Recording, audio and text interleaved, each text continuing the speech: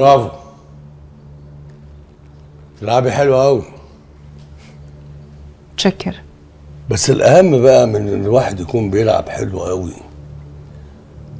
ان يكون عارف اللعب ده هيوديه فين واخره ايه، ويكون مستعد انه يدفع الثمن.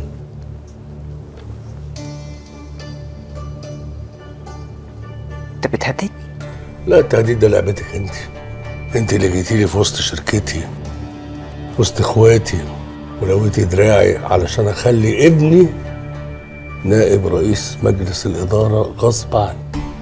موسى، انا حمزه راح من قدام عيني وما عرفتش اعمل له اي حاجه. اهون عليا اموت ولا اضيع مني باسل كمان. خليني افكرك، حمزه ده ابن انا كمان، الله يرحمه حبيب قلبي. الله يرحمه حبيبي. كده كده التحقيقات شغاله، انا متاكد ان هم في النهايه هيوصلوا اللي كان ورا ده. اما بالنسبه لباسل اطمني، باسل مش بس هيبقى نائب رئيس الشركه، لا، باسل هيبقى شريكي. بتتكلم بجد؟ ايوه. والنبي موسى بتتكلم بجد؟ ايوه بتكلم بجد. انا ونديم هنفض الشراكه اللي بينا، هشتري حصته وهكتبها باسم باسل وريم.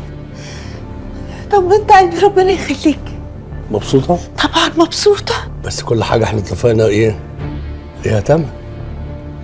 فعلشان باسل يخش الشراكه ويبقى صافي للشغل لازم كمان يخش دنيا، ده التمن لازم ندفعه.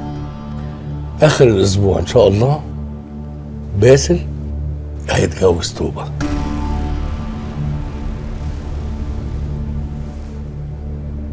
هزعل بجد لو ما جيتيش وزغرطتي ورقصتي.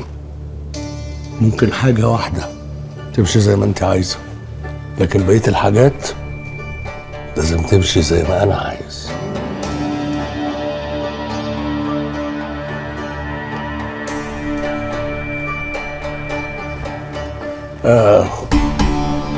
كملي لعب.